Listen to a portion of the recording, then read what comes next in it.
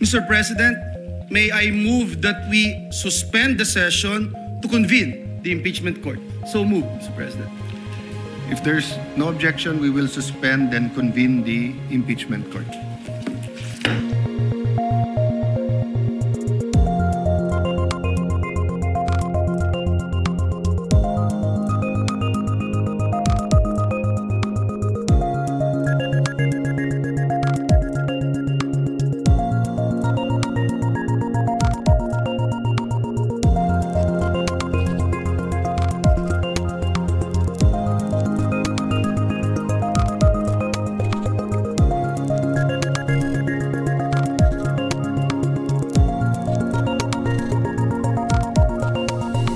I, Alan Peter Compañero Shram Cayetano, solemnly swear that in all things appertaining to the trial of the impeachment of Vice President Sara Zimmerman Duterte, I will do impartial justice according to the Constitution and the laws of the Philippines. So help me God.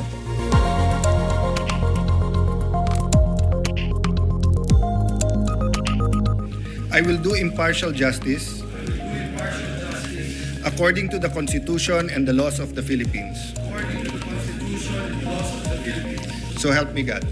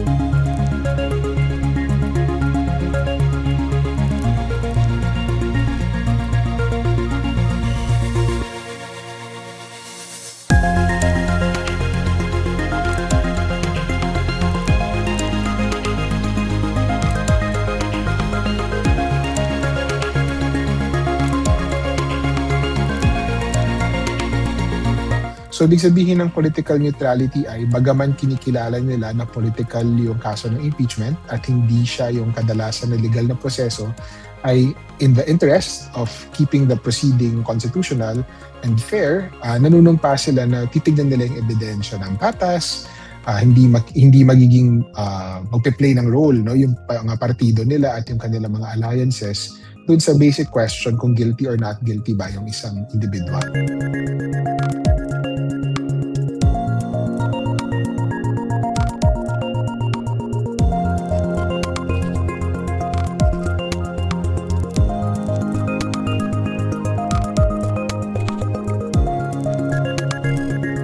Napakahalaga niya na bagay, lalo na dahil hindi naman natin maikakaila na political at partisan ang mga senators na nagdedesisyon, hindi kagaya ng mga huwes sa mga regular na korte.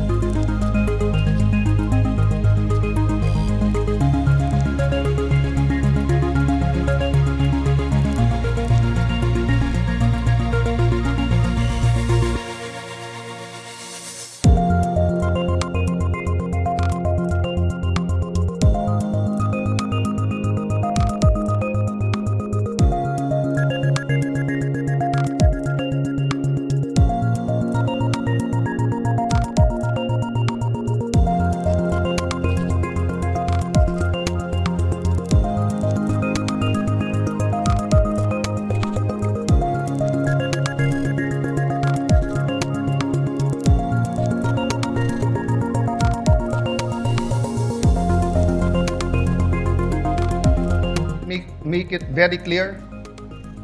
May mga lumabas sa news and hindi ko kayo sinisisi kung sinasabi niyo sa news na ang pagpalit ng leadership ay tungkol sa impeachment. Hindi po.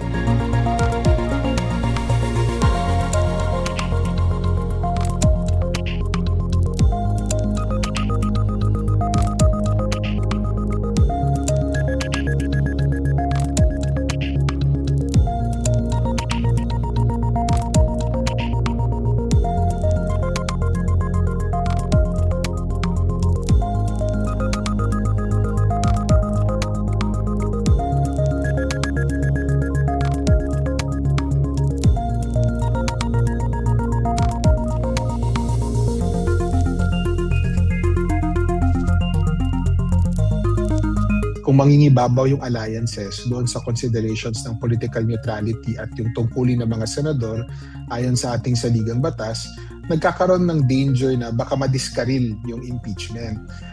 Kasi mangingibabaw yung political na considerations, no, kung dapat ba ipagpatuloy yung paglilitis, mayroon bang mga procedural objections na hindi naman ganoon kalakas, or gusto ba nila makita lahat ng ebidensya, lahat yun, makukulayan yung desisyon ng Senado. Kung hindi nila maiiwan yung political alliances nila or yung mga affiliations nila.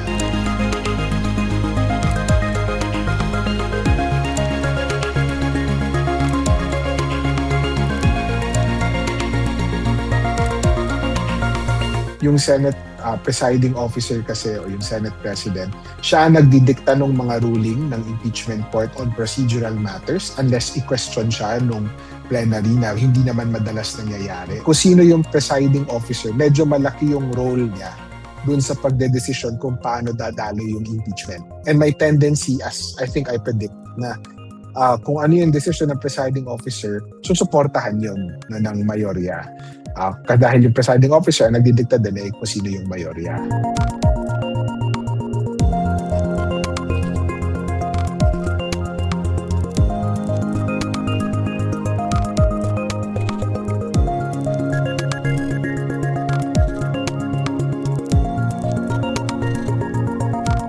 So hopefully, mapatunayan naman na whoever is yung presiding officer in the next coming weeks ay patas yung proseso at naghahanap lang talaga siya ng katotohanan. So mahalaga para sa ating mga senador na sa kanilang mga actuation at sa kanilang pag-decision kung sa mayorya ba sila o sa minorya or dito sa mga nagaganap na rigodon, na mahalaga na isipin nila yung institusyon. No?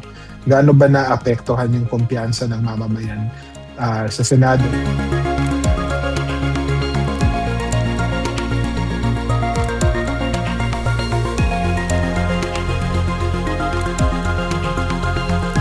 Hindi gaya ng normal na kaso sa korte, araw-araw makikita itong trial na ito at araw-araw siyang naka-record. So yung mamamayan mismo yung nagiging huwes, no, or hurado kung sapat ba or nagagawa ba ng isang senador yung tungkulin niya in relation to political neutrality.